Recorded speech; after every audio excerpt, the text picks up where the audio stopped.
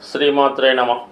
ఈ వీడియోలో మనం కన్యారాశి వారికి ఫిబ్రవరి 16 నుంచి 22 మధ్యలో జరగబోయే వార ఫలాలు పరిశీలించినప్పుడు దశమ స్థానంలో దిగ్బలుడైనటువంటి కుజుడు. దీని కారణం వల్ల ఏంటంటే జాతకుడు వృత్తిలో చాలా కఠినమైన నిర్ణయాలు తీసుకోవడం జరుగుతూ ఉంటుంది. ఇది చాలా వరకు మీడియేటర్గా ఉన్న వాళ్ళకి, రియల్ ఎస్టేటు భూములు వ్యవహారాలు చేస్తున్న వారికి చాలా వరకు కలిసి వచ్చే అంశం. కొంతమంది చేస్తున్నటువంటి ఉద్యోగంతో పాటుగా అదనపు ఆదాయం కొరకు చేసే ప్రయత్నాలు కూడా ఈ సమయంలో ఫలించడం జరుగుతూ ఉంటుంది.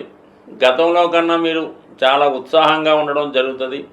ఏ పని అనుకున్నా అది క్షణాల్లో పూర్తి చేసే విధంగా మీరు నిర్ణయం తీసుకోవడం జరుగుతూ ఉంటుంది. ఇక్కడ దశమ స్థానంలో కుజుడు చతుర్థ దృష్టితో ఈ కన్యా రాశిని వీక్షించడం వలన మీలో ఒక విధమైనటువంటి పట్టుదల పెరగడం జరుగుతూ ఉంటుంది. అలాగే ఆరోగ్యాన్ని పెంచుకునే ప్రయత్నంలో ఏదైనా ఎక్సర్సైజ్ చేయడం, ఫిజికల్గా బాడీని ఫిట్నెస్గా ఉంచుకునే ప్రయత్నం చేస్తారు.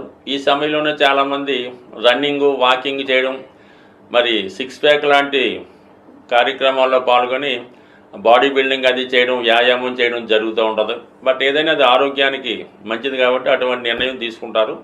ఇది ఒక మంచి అలవాటు. బట్ వృత్తిలో కూడా అదే విధంగా చాలా నిజాయితీగా ఉండడం జరుగుతూ ఉంటుంది. ముఖ్యంగా ఈ వారంలో రాశ్యాధిపతి దశమాధిపతి బుధుడు 6వ స్థానంలో వ్యయాధిపతితో కలిసి ఉన్నాడు. దీనివల్ల ఏమవుతుందంటే వృత్తిలో మార్పు కొరకు కొన్ని ప్రయత్నాలు చేయడం జరుగుతుంది. వృత్తిలో అధిక శ్రమ, ఎక్కువ పని గంటలు చేయవలసి ఉంటుంది. అయినప్పుడు కూడా దాని తగినటువంటి ప్రతిఫలాన్ని మీరు పొందలేకపోతూ ఉంటారు. మరి ఈ కారణం వల్ల చాలా వరకు వృత్తిలో కష్టపడక తప్పదు. ఎందుకంటే ఈ సమయంలో మీరు ఎంత కష్టపడితే రేపు ఫ్యూచర్లో దాని ఫలితం మీకు రావడం జరుగుతూ ఉంటుంది. ముఖ్యంగా నిరుద్యోగులు, విద్యార్థులు వారు ఏదైనా చిన్నపాటి ఉద్యోగం కొరకు కానీ, పార్ట్ టైం ఉద్యోగం కొరకు కానీ ప్రయత్నం చేస్తుంటే వారు ఖచ్చితంగా ఈ సమయంలో 100% మీకేదో ఉపాధి అవకాశాలు లభించే అవకాశం ఉన్నది. అంటే అది మరీ పెద్ద ఉద్యోగం అయితే ఈ సమయంలో రాదు. కేవలం మీ వరకు మీరు నిలబడడానికి, నిలదొక్కుకోవడానికి సరిపోయే ఉద్యోగం మాత్రమే ఈ సమయంలో రావడం జరుగుతూ ఉంటుంది. అంటే శని ఎప్పుడు కూడా చిన్న స్థాయి నుంచి పై స్థాయికి తీసుకెళ్ళడం జరుగుతుంది తప్ప ఒకేసారి ఉన్నత స్థాయి ఉద్యోగాన్ని ఇచ్చే ప్రయత్నం మాత్రం ఎప్పుడు కూడా శని 6వ స్థానంలో ఉన్న, దశమ స్థానంలో ఉన్న ఎప్పుడూ కూడా ఇవ్వడం జరగదు. ప్రస్తుతం ఈ స్థితి మీకు అటు రవి, బుధుడు, శని 6వ స్థానంలో ఉండడం వలన ఇది మన దేశంలోనే కాకుండా దూర ప్రాంతాల్లో, విదేశంలో ఉన్నటువంటి విద్యార్థులు, నిరుద్యోగులు కూడా కొంతవరకు వచ్చిన అవకాశాన్ని మీరు సద్వినియోగం చేసుకుంటే, అంటే ఈ అవకాశం కూడా మీకు ఈ ఫిబ్రవరి, మార్చి నెలాఖరు వరకు మాత్రమే ఉంటుంది. తర్వాత మీరు ఎంత ప్రయత్నం చేసినా కూడా చిన్నపాటి ఉద్యోగాన్ని కూడా సంపాదించలేకపోతారు. కాబట్టి ఈ సమయంలో మీరు ఎంత గొప్ప అర్హత ఉన్నా ముందేదో ఒక చిన్న స్థాయి ఉద్యోగంలో చేరిపోండి. దాని తర్వాత ఆటోమేటిక్గా ఒక 6 నెలల తర్వాత చూసుకుంటే ఆటోమేటిక్గా మీరు అనుకున్న స్థాయికి వెళ్తారు. కాబట్టి ముందు ప్రయత్నం చేయండి, బాగుంటుంది. దాని గ్రహస్థితి కూడా అదే చెప్తుందన్నమాట. అందుకని ఇంత ఖచ్చితంగా మిమ్మల్ని ప్రోత్సహించడం జరుగుతుంది. దానికి అనుగుణంగా గురువు భాగ్యస్థానంలో ఉండడం జరుగుతుంది. అంటే భాగ్యస్థానంలో ఉన్నటువంటి గురువు కూడా అటు లగ్నాన్ని వీక్షించడం వల్ల మీలో ఒక విధమైన దైవభక్తి పెరుగుతుంది. ఒక క్రమశిక్షణతో కార్యక్రమాన్ని నిర్వహిస్తారు. చాలా ఒబీడియంట్గా ఉంటారు. మీ యొక్క అలవాట్లు, ఆలోచనలో మార్పు రావడం కూడా జరుగుతూ ఉంటుంది. అలాగే కొంతవరకు మీ గత జన్మలో పూర్వజన్మ పుణ్యం వల్ల ఈ జన్మలో మీకు ఒక మంచి గైడో, ఒక మంచి గురువో లభించడం వల్ల మీ జీవితాన్ని మీరే మార్చుకునే ప్రయత్నం మాత్రం చాలా వరకు జరుగుతుంది. అటు ఉద్యోగ విషయాలు, అటు విద్యా సంబంధించిన విషయాలు, ఆరోగ్య విషయాలు కూడా చాలా అనుకూలంగా ఉన్నాయి.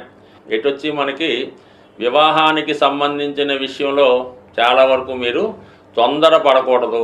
ఎందుకంటే సప్తమంలో శుక్రరాహువులు సంచరిస్తున్నప్పుడు మీకు ఇంటర్ క్యాస్ట్ వివాహాలు కానీ, ఏదో ఆదర్శ వివాహాలు చేసుకుంటే ఓకే తప్ప పెద్దల ద్వారా కుదిరిచ్చే సంబంధాలు ఏవైనా వచ్చినప్పుడు దాని పూర్వపరాలు, బ్యాక్గ్రౌండ్ తెలుసుకొని ముందుకు వెళ్ళాలి తప్ప ఏదో సంబంధం వచ్చింది కదా అని చేసుకుంటే మాత్రం తర్వాత మోసపోయినట్టు మీరు గ్రహించవలసి ఉంటుంది.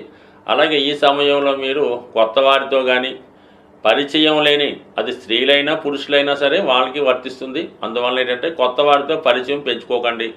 ఎవరితో అన్న ఎఫ్ఐఆర్ పెట్టుకున్నప్పుడు జాగ్రత్తగా వ్యవహరించడం మంచిది. సాధారణంగా గ్రహస్థితి మనకి అనుకూలించినప్పుడు, గ్రహాల స్థితి బాగులేకుండా ఇబ్బందులు పడుతున్నప్పుడు ఏ ఒక్క గ్రహం గురించో మనకి ఈ ఇబ్బందులు వస్తున్నాయి అనుకోకుండా సుమారుగా అన్ని గ్రహాల ప్రభావం నుంచి బయటపడడానికి సాధారణంగా కొన్ని మంచి కార్యక్రమాలు చేయడానికి మన పెద్దవాళ్ళు నిర్ణయించడం జరుగుతూ ఉంటుందన్నమాట.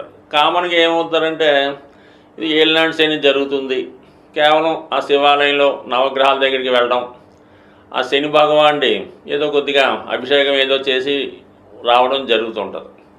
ఎప్పుడన్నా సరే మీరు 9 గ్రహాలని సమానంగా పూజించి పర్టికులర్గా ఒక గ్రహం ఇబ్బంది అంటే పెళ్ళి అవ్వడం లేదు కుజ భగవానుడు, ఉద్యోగం రావట్లేదు శని భగవానుడు, ఆరోగ్యం సరిగ్గా లేదు సూర్య భగవానుడు, ఈ విధంగా గ్రహాలకి మీరు విధి విధానంగా పూజ చేస్తూ మిగతా 9 గ్రహాలకు కూడా తగు విధంగా ఉపచారాలు చేసినప్పుడు మాత్రమే ఆ గ్రహ ఫలితం రావడం జరుగుతుంది. ఏ ఒక్క గ్రహాన్ని నెగ్లెక్ట్ చేసినా కూడా మిగతా గ్రహాల ప్రభావం ఖచ్చితంగా మీ మీద పడుతుంది. కాబట్టి వీటన్నిటికీ బదులుగా ప్రతీ నెల కొన్ని పండగల లాంటివి రావడం జరుగుతూ ఉంటుంది. అందులో మాస శివరాత్రి, ఏకాదశి, సంకష్టాల చతుర్థి మొదలగునవి వస్తుంటాయి. అవి విధి విధానంగా ఫాలో అవ్వడం వల్ల ఏ గ్రహాలు అన్ని గ్రహాలు కూడా మీకు సమానమైనటువంటి ఫలితాన్ని ఇవ్వడం జరుగుతుంటుంది. మరి ఇప్పుడు మనకి ఈ వారం ప్రారంభంలో 16వ తారీఖున వస్తున్నటువంటి ఈ సంకష్టాల చతుర్థి రోజు విఘ్నేశ్వరుడి యొక్క అభయం ఉంటే, విఘ్నేశ్వరుడి యొక్క అనుగ్రహం ఉంటే సమస్త గ్రహాలు అనుకూలించాలని ఈ శివపార్వతులు మరి విఘ్నేశ్వరుడికి ఇచ్చినటువంటి వరం. కాబట్టి ఈ సంకష్టాల చతుర్థి పూజ చేయకుండా మీరు మాస శివరాత్రి చేసిన ఫలితం ఉండదు, ఏకాదశి చేసిన ఫలితం ఉండదు, మహాశివరాత్రి అన్న ఫలితం ఉండదు. అందుకని ముందుగా మరి ఈ నెలలో వస్తున్నటువంటి మహాశివరాత్రి యొక్క పుణ్యఫలం మీకు సంపూర్ణంగా దక్కాలంటే రేపు వచ్చినటువంటి సంకష్టాల చతుర్థి రోజు విఘ్నేశ్వరుడి యొక్క అనుగ్రహం కోసం వీలైనంత వరకు మీరు సొంతంగా కూడా చక్కగా వినాయకుడి ఫోటో ముందు గరికతో అర్చన చేసి మీకు వచ్చినటువంటి వినాయకుడు నామాలు చక్కగా చదివి దానికి ఒక బెల్లం ముక్క నైవేద్యంగా పెట్టి పూజ చేసుకోవచ్చు. అవకాశం ఉన్నవాళ్ళు మరి ఆలయంలో మరి ప్రదోష వేళ విఘ్నేశ్వరుడికి చేస్తున్నటువంటి అభిషేకంలో పాల్గొనడం జరుగుతూ ఉంటుంది. ఎవరైతే సౌభాగ్యం కోసం ప్రయత్నం చేస్తున్నారో, పెళ్లి కోసం ప్రయత్నం చేస్తున్నారో వాళ్ళు మరి స్వామివారికి గంధం నీళ్ళతో కానీ పశువు నీళ్ళతో కానీ అభిషేకం చేయడం వల్ల, మరి ధనం కోసం ప్రయత్నం చేస్తున్న వారు చెరుకు రసంతో కానీ పాలతో కానీ తేనెతో కానీ అభిషేకం చేయడం వల్ల, మరి ముఖ్యంగా ఆరోగ్యం కోసం చేస్తున్నవారు ఇప్పుడు వస్తున్నటువంటి నలుపు రంగు ద్రాక్ష పళ్ళు రసంగా చేసి వాటిని అభిషేకంగా చేయడం వల్ల కానీ, ఏదైనా ప్రతి అభిషేకానికి ఒక ప్రత్యేకమైన ఫలితం ఉంటుంది. ఏదైనా ఇందులో భక్తి ఇంపార్టెంటు. చక్కగా మరి సంకష్టాల చతుర్థి రోజు సాయంకాలం పూట అభిషేకంలో పాల్గొని చక్కగా స్వామివారిని ఆశీర్వచనాలు పొంది ఇంచుమించుగా రోజంతా కూడా చాలా నియమంగా ఉండడం వల్ల మరి యొక్క ఆయన అనుగ్రహం ఖచ్చితంగా పొందుతారు. దీని తర్వాత వచ్చే మహాశివరాత్రి రోజు మీరు ఏదైనా ఒక టెంపుల్లో ఎక్కడన్నా సరే ఒక శివలింగాన్ని దర్శించుకొని ఆ స్వామికి విధి విధానంగా అభిషేకం చేసుకోవడం వల్ల, దర్శనం మాత్రం చేత కేవలం చిన్న నామంతో సంతృప్తి చెందినటువంటి గొప్ప దైవం మరి రెండు కూడా ఈ నెలలో మీకు ఈ గ్రహ దోషాల నుంచి బయటపడడానికి ఉపయోగపడుతున్నాయి. కాబట్టి చేసుకున్న వాళ్ళకి చేసుకున్నంత ఏదైనా భక్తి శ్రద్ధ ఇంపార్టెంటు. బట్ ఏదైనా చక్కగా దైవానుగ్రహం పొందాలంటే ఈ మాఘమాసం మించింది లేదు, అందులో మహాశివరాత్రి మించింది లేదు. అందుకే జన్మానికి ఒక శివరాత్రి అంటే ఏంటి అర్థం? మన జన్మలో ఒక్క శివరాత్రిలో చక్కగా ఒక శివరాత్రి రోజు నియమంగా ఉంటూ ఆ పరమేశ్వరుని దర్శించుకోవడం వల్ల చక్కని ఫలితం పొందడం జరుగుతుంది. స్వస్తి.